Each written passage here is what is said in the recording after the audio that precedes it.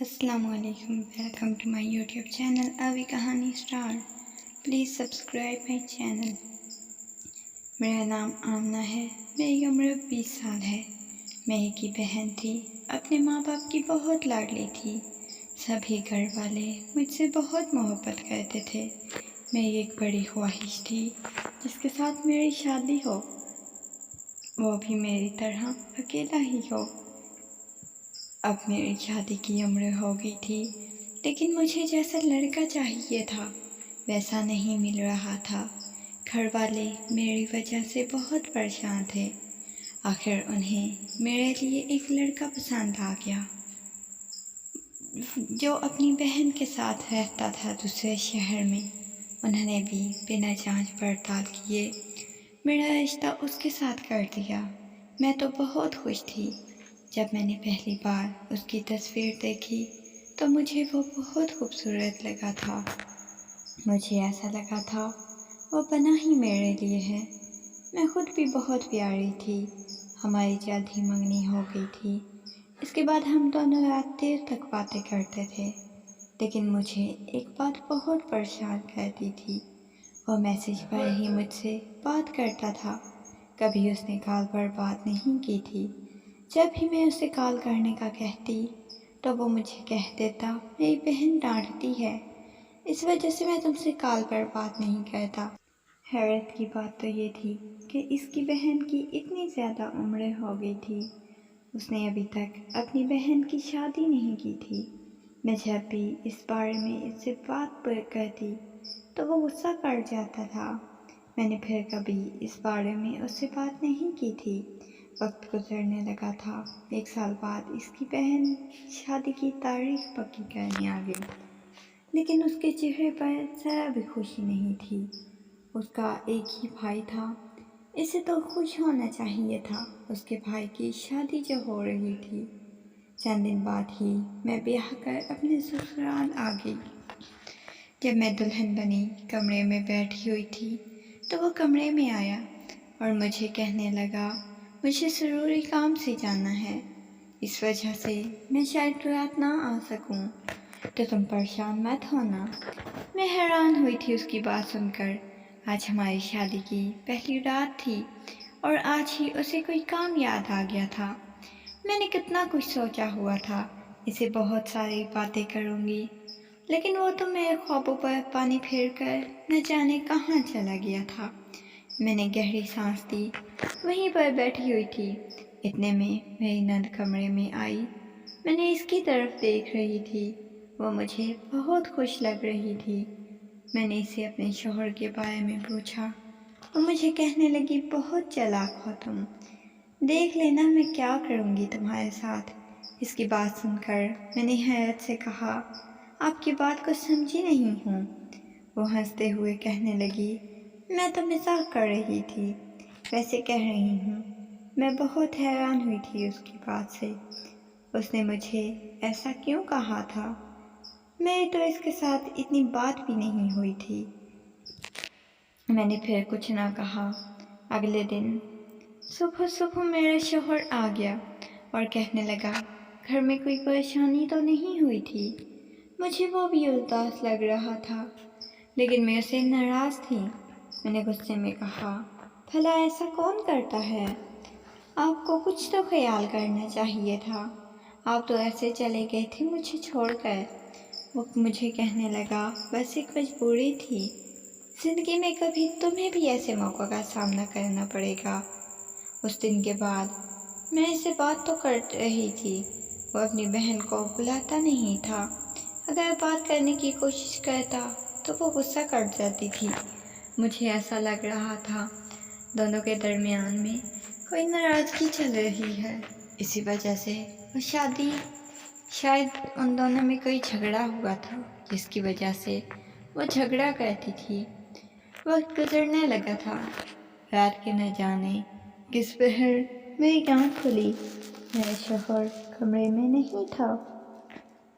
میں نے ارد گرد دیکھا، نہ جانے وہ کہاں چلا گیا تھا. میں کمرے سے باہر نکل کر آئی تو وہ مجھے کہیں نظر نہیں آ رہا تھا. میں واپس کمرے میں آ گئی. مجھے یہی ڈر لگ رہا تھا وہ شاید پھر کسی ضروری کام سے چلا گیا ہو۔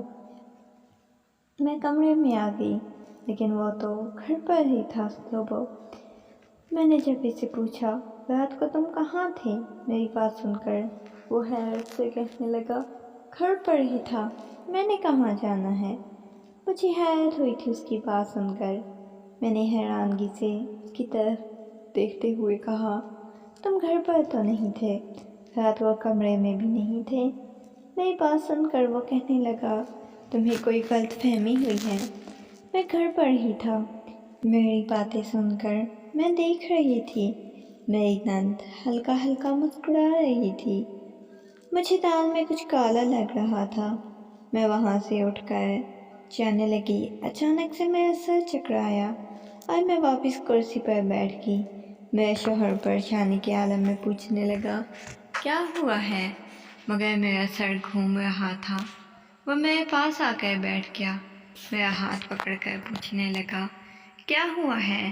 میں نے سامنے بیٹھی نند کو دیکھا جو ہمیں کھو رہی تھی۔ اچانک سے وہ کانچ کا گلاس فرش پر پھینکتی ہوئی وہاں سے چلی گئی۔ وہ مجھے کہنے لگا پریشان ہونے کی ضرورت نہیں ہے، ویسے ہی وہ ایسی ہے۔ مجھے ہسپتال لے کر آیا تو ڈاکٹر نے بتایا میں ماں بننے والی ہوں۔ اس وقت میری خوشی کی کوئی انتہا نہ تھی۔ وہ بھی خوش تھا لیکن کہیں نہ کہیں سے وہ مجھے پریشان لگ رہا تھا۔ وہ مجھے کہنے لگا گھر جا کر نہ بتانا اپنے بارے میں۔ مجھے حیرت ہوئی تھی وہ اپنی بہن سے کیوں چھپا رہا تھا، لیکن میں نے جا کر بتا دیا۔ میری بات سن کر وہ بہت غصے میں آ گئی لیکن اچانک سے اس کا رویہ پھر میرے ساتھ بدل گیا۔ رات کو وہ میرے شوہر کو کمرے سے نکال کر خود آ جاتی اور کہتی تم اکیلی ہو، میں تمہارے پاس ہی رہوں گی۔ اس کی بات سن کر میں پریشان ہو جاتی تھی۔ وہ مجھے کہتی بہت اچھی مالش کر دیتی ہوں ایک خاص قسم کے تیل سے۔ وہ جب مجھے مالش کرتی تو مجھے ایسے نیند آ جاتی تھی جیسے نہ جانے میں نے کوئی نیند والی دوا کھا لی ہو۔ رات کے بارے میں مجھے کچھ یاد ہی نہیں رہتا تھا، لیکن اب مجھے تجسس ہونے لگا تھا سب کچھ میرے ساتھ کیا ہو رہا تھا۔ ایک دن اچانک سے میری رات کے وقت آنکھ کھلی، میں نے دیکھا میرا شوہر کمرے میں موجود نہیں تھا۔ میں نے حیرت سے دیکھا آج پھر وہ کہاں غائب ہو گیا تھا۔ میں کمرے سے باہر نکلی، سارے رومز کی لائٹ بند تھی۔ میں اپنی نند کے روم کی طرف دیکھا، پھر اس کے روم کی طرف گئی۔ دھیرے سے دستک دے کر میں روم میں داخل ہوئی۔ جیسے ہی میں روم میں داخل ہوئی سامنے دیکھ کر میری جان نکل گئی۔ مجھے دیکھ کر وہ ایک دم سے کرسی سے اٹھا، اس کی گود میں سر رکھے باتیں کر رہی تھی یا پھر شاید رو رہی تھی۔ اس کی باتیں تو میں سن چکی تھی، وہ تو میرے شوہر کی بہن نہیں بلکہ بیوی تھی۔ میں پیچھے دیوار کے ساتھ لگ گئی۔ اس نے لائٹ آن کی، مجھے دیکھ کر کہنے لگا تم غلط سمجھ رہی ہو، میری بات سنو۔ میں نے غصے میں کہا جب بیوی یہ تھی تمہاری تو مجھ سے کیوں شادی کی، اتنا بڑا جھوٹ کیوں بولا تم نے، ایسی بکواس کیوں کی تم نے میرے ساتھ۔ میں غصے میں چلائی جا رہی تھی، اسے پوچھ رہی تھی۔ وہ میرے پاس آیا، میرے پاس اسے پکڑ کر کہنے لگا دیکھو میری بات سنو۔ میں نے اسے دھکا دینے لگی، اچانک سے میرا اپنا پاؤں پھسلا اور میں فرش پر جا گری۔ اس کے بعد مجھے کوئی ہوش نہ رہی۔ جب مجھے ہوش آئی تو میں ہسپتال کے کمرے میں تھی۔ وہ تھوڑا دور بیٹھنے والے انداز میں لیٹا ہوا تھا، بال بکھرے ہوئے تھے۔ میں نے نظر گھما کر بیبی کارڈ کی طرف دیکھا، وہاں ایک بچہ سو رہا تھا۔ میں نے اس بچے کو اٹھا لیا جو کہ میرا اپنا تھا۔ مجھے شک سے نفرت ہوئی تھی۔ مجھے اچانک وہ میرے سامنے گھٹنوں کے بل بیٹھ گیا اور کہنے لگا وہ مجھے چھوڑ کر چلی گئی ہے۔ اس کی بات مجھے بہت عجیب لگی تھی۔ میں نے اس کی طرف دیکھتے ہوئے کہا نہیں جا سکتی، وہ تم سے محبت کرتی ہے، اس وجہ سے نفرت ہے اسے مجھ سے۔ وہ کہنے لگا مر گئی ہے، وہ چاہتی تھی میری تم سے شادی ہو، تم سے محبت کروں، اس کے جیتے جی اسے بھول جاؤں، اور اس سے میں محبت کرتا تھا، اسے کینسر تھا، وہ مر گئی ہے، وہ روتا ہوا مجھے بتا رہا تھا۔ میں نے اسے کندھوں سے پکڑ کر اپنے ساتھ لگا لیا۔